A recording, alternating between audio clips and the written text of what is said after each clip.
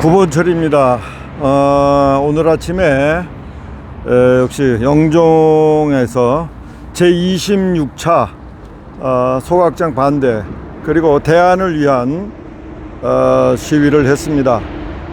여기는 지금 금산 IC의 근처에 있고요. 자동차로 한 2,000대 이상 만나 뵈었습니다. 때론 그 자전거를 타고 출퇴근하시는 분들도 있는 것 같아요. 고생한다 이제 얘기를 하면서 대안은 있느냐, 무작정 반대를 하는 건 아닌지 또 걱정을 하시는 것 같았습니다. 당연히 우리 시민들은 우선은 반대를 하는 것이 원칙이고요. 당연히 이 문제에 대하여 심각성을 인지하고 그리고 또 주민들의 그 걱정에 대해서 해법 또는 해결책, 솔루션을 가지고 있지 않는다면은 당연히 그거야 자격이 없는 정치인이다 이렇게 볼 수 있습니다. 사실 왜 이렇게 소각장이 문제가 이렇게 불거졌을까 하는 생각을 해보면 당연히 이제 서구 지역에 있는 매립장이 이제 그 주민들의 고통이 있었고요. 사실상 그 주민들이 입주하기 전에 이미 그 소각장은 설치되어 있던 것이죠. 꽤 많은 주민들이 그 소각장이 있음에도 불구하고 그 주변에 어쨌든 뭐 생활의 여건이 허락됐기 때문에 올 수밖에 없었고, 그래서 차량이 왔다 갔다 하고 또 그 냄새가 그 심해지고 그러면서 여름이나 이런 때 상당히 이제 고통을 겪고는 있습니다. 이제 그런 문제 때문에 시민들의 그러한 원성을 받아들여서 소각장 문제를 이제 해결하기 위한 서울과 경기도, 인천 이제 지자체 단체장들끼리의 어떤 모임이나 이런 거를 통해서 해결책을 아마 찾으려고 했던 것 같아요. 당연히 서울이나 경기도의 일부의 쓰레기가 인천 이 서구에 왔었다, 타 지역의 쓰레기가 왜 인천이냐 하필, 이런 차원에서 고민이 없는 것도 아닙니다. 자, 그렇다면은 이 쓰레기 소각 문제를 중앙정부에서는 또 어떻게 보는가? 당연히 중앙정부에서는 지자체 간의 문제로 인식할 수밖에 없고, 지자체 간의 협의가 될 때까지 중재자 또는 뭐 나쁘게 얘기하라면 방관자 역할을 한 것이죠. 근데 사실은 이 쓰레기 소각장 문제를 이렇게 주민들 간에 해결해야 되는 문제로 떠넘기고 또 방치한 것은, 첫째는 중앙정부가, 두 번째는 이 지자체의 무능의 근원이 있다 저는 생각합니다. 당연히 네가 버린 쓰레기는 네가 버려라 라고 얘기를 하기 때문에 일견 원칙은 맞는 것 같아요. 이제 그렇지만은 그거를 해결하는 아주 지혜로운 방법이 기술적으로 또는 환경적으로 그런 측면으로까지 검토를 해야 했음에도 불구하고 단순히 네가 버린 쓰레기는 네가 처리하라 이렇게 얘기를 하니까 이제 문제가 더 심각해진 것이죠.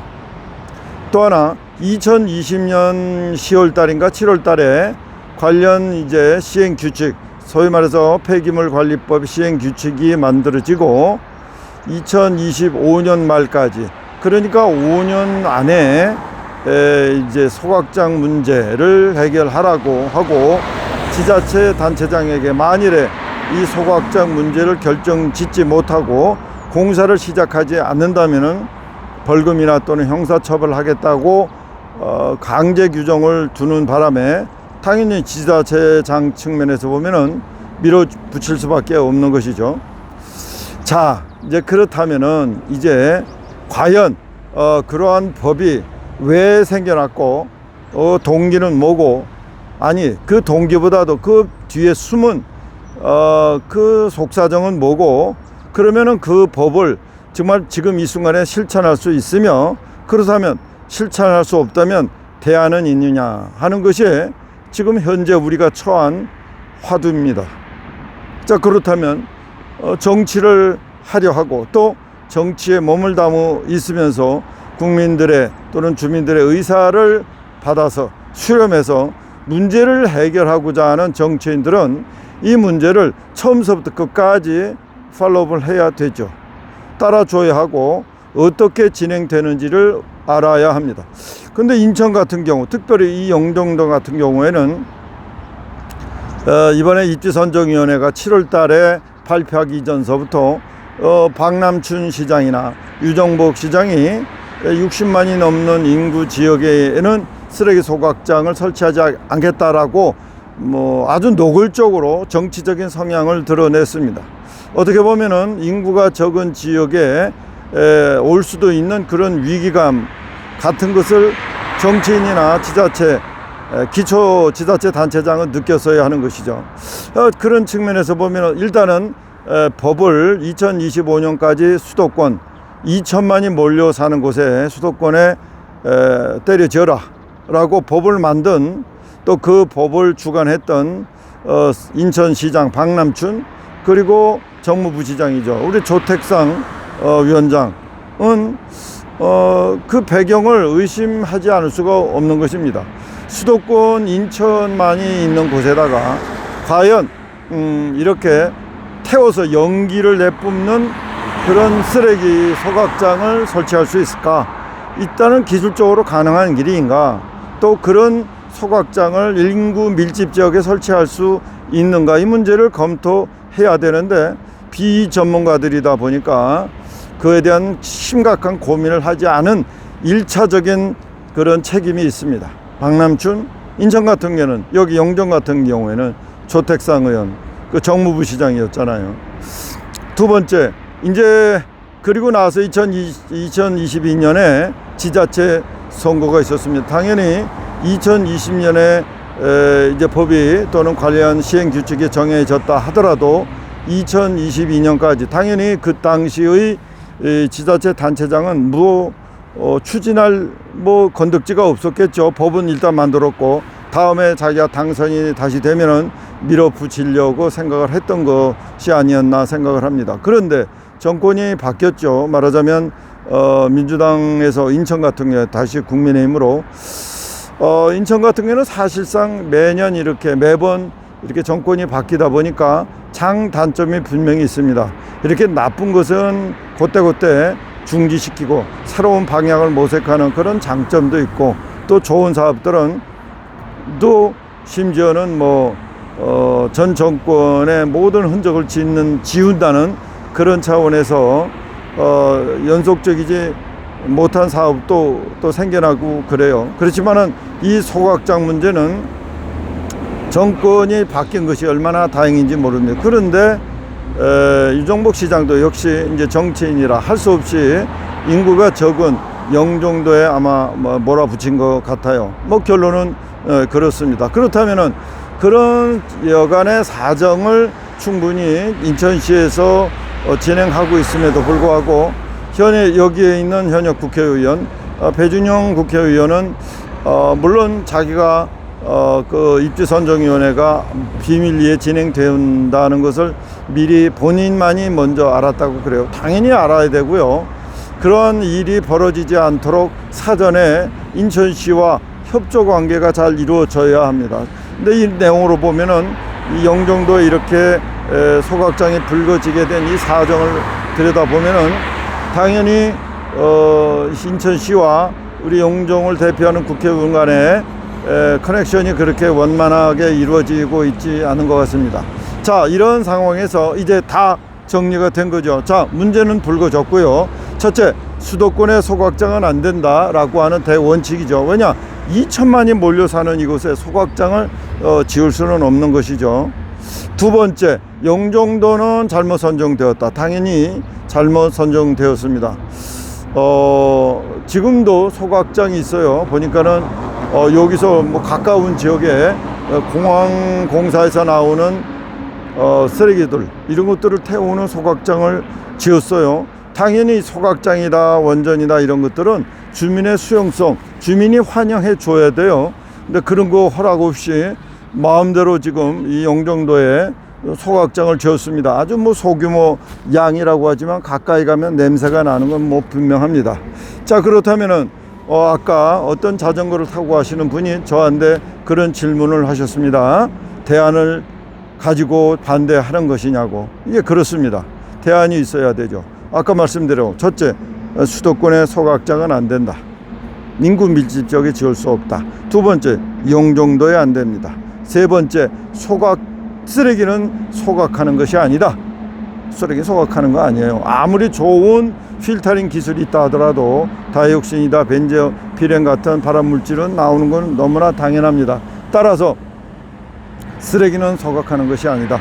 가능한 한 매립을 했으면 좋겠고, 또 하나 소각하더라도 이런 것들이 자원 순환 시설 기술이 지금 새로운 기술들이 개발되고 있는데, 지금 지으려고 하는 이 소각장은 아주 원시적인 1세대의 소각 기술이기 때문에 문제가 많이 있습니다. 그리고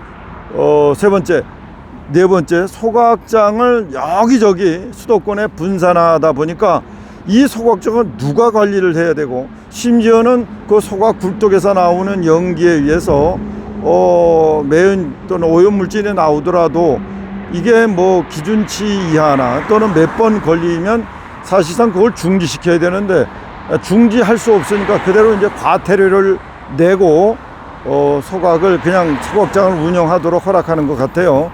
이제 그게 문제인 것이죠. 차라리 이 필터링 하는 데 들어가는 돈을 적게 들이고 과태료를 내는 것이 더 경제적이고 운영하는 데 더 도움이 된다고 생각하는 소각 운영자들이 바로 그런 짓을 하는 겁니다. 그러니까 관리의 사각지대가 바로 소각장이에요. 따라서 이 소각장을 관리를 하려면 모아놔야 합니다. 그래서 제가 여러분들에게 늘 말씀드리잖아요. 이거는 하나도 이상한 게 아닙니다. 수도권에 밀집돼서 할 수 없고, 또 대도시에도 또 이제 앞으로 전국의 대도시가 2034년인가요? 30년인가요?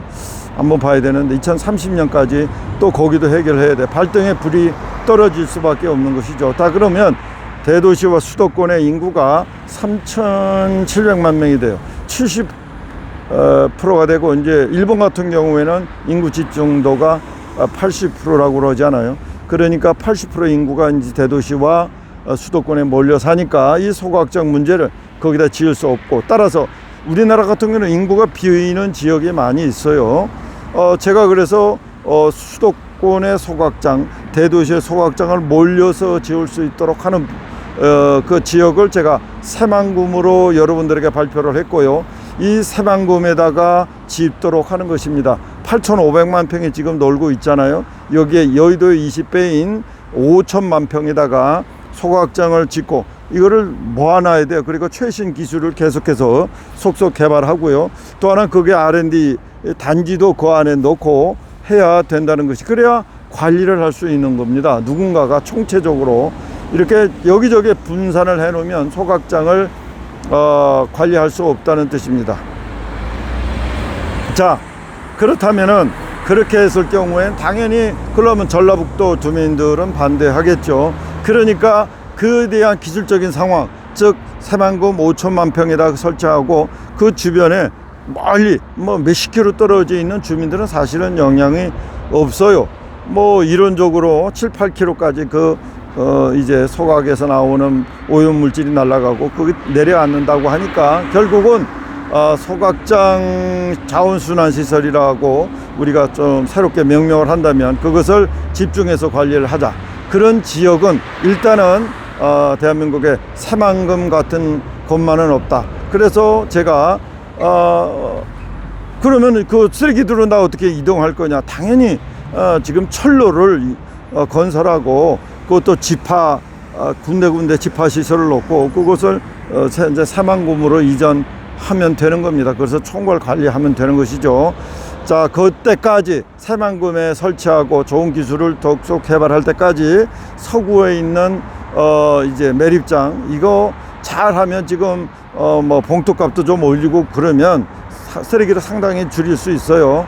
그래서 10년 넘게도 아마 사용할 수 있는 공간이 되는 것 같습니다.